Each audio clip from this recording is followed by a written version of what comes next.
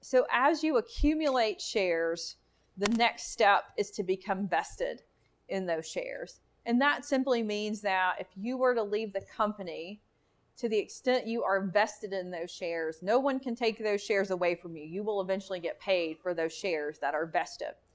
So the vesting is determined by years of service with the company.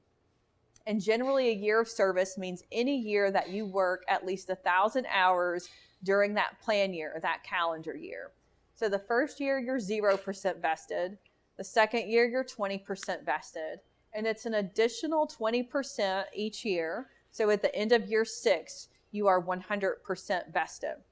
Now, we do have a couple of exceptions. So for 2016,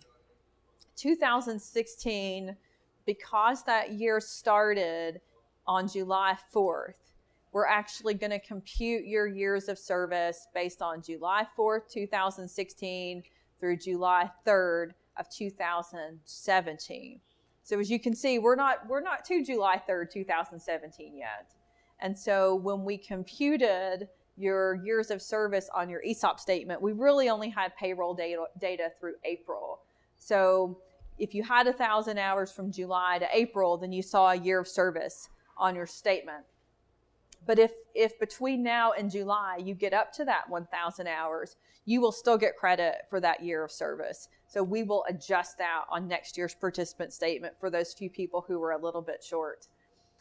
We will also have a year of service for the calendar year of 2017. So it is very possible that if you worked 1,000 hours from July 4th through July 3rd, 2017, but you also worked 1,000 hours from January 1 through December of 2017, you'll actually get 2 years of service during that first year and a half.